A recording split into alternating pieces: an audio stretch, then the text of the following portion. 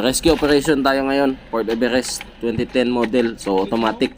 So ang problema, no crank, no start, no? Kapag pinihit mo yung susi, walang kwan, lagutok lang. So ang unang gagawin natin, no? So huwag kalimutan tong battery. Kasi yan yung nagpapagana ng ating nagbibigay ng voltage sa ating starter. So kung low bat dyan, useless yung ating troubleshooting, no? So nakikita nyo 12 volts yung ating battery. So direct tayo sa starter. So gumamit ng vice hammer. So maraming instances na kapag pinukpok mo to ng vice hammer, no, gagana tong starter kung carbon brush ang problema. Pero kung solenoid ang problema, so possible hindi siya gagana.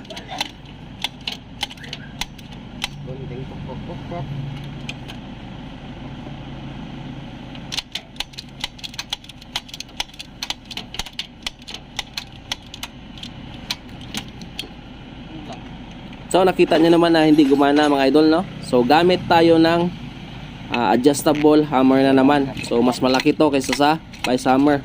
So try lang natin, baka gumana yung ating technique.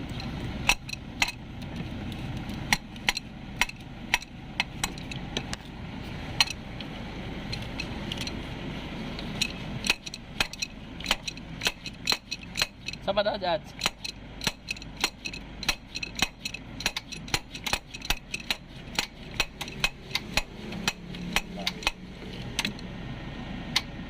Parang walang pag-asa yung ating trabaho dito. Ngayon? So ulitin natin. Gamit tayo ng adjustable hammer.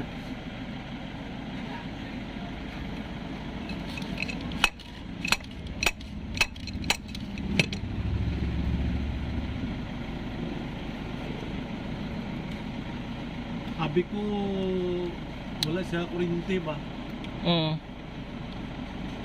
Starter galing. So di kinaya ng vice hammer, di kinaya ng adjustable hammer. So star screw tayo. So directan natin yung connection ng motor side lang.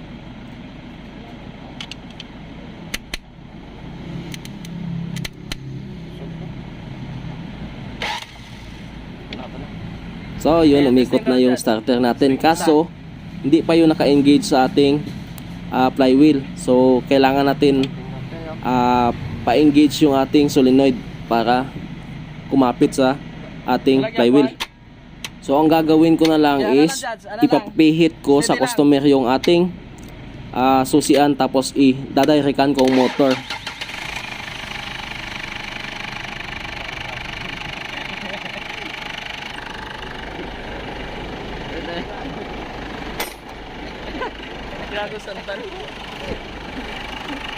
So ayan, umandar na. So dadalhin na lang to sa shop para i-repair ang starter. Dalaw na lang na mo. Dalaw na lang na mo para diretso repair. Batsuya no? Ngaon sa tatan eh.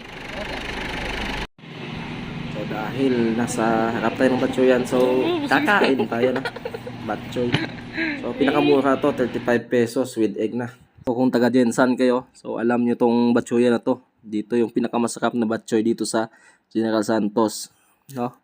Nonoy Larry batchoy. No crank, no start, no anong cost nito, no? So no crank, no start, ito yung pag pinihit mo ang start yung ating yung ating susian. So no, walang action, walang cranking na naririnig or na-feel. So mga possible cause nito is yung battery natin, so starter at saka connection. So yun lang. Pwede din yung kapag automatic, pwede naka-park, hindi siya naka-park or naka-neutral. So ito, dadalhin na natin sa shop, no?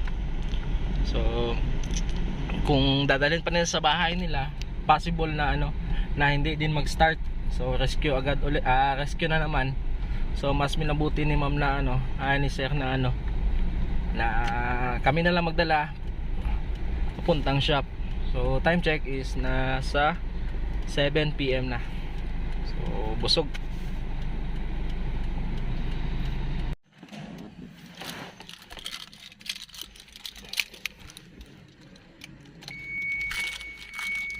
So dito pinatay ko na double check natin Off, on, start.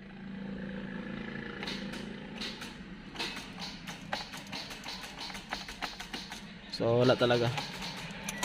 Duda ko ano, solenoid. So abangan na lang kung tama ako. No? Next upload. Bye.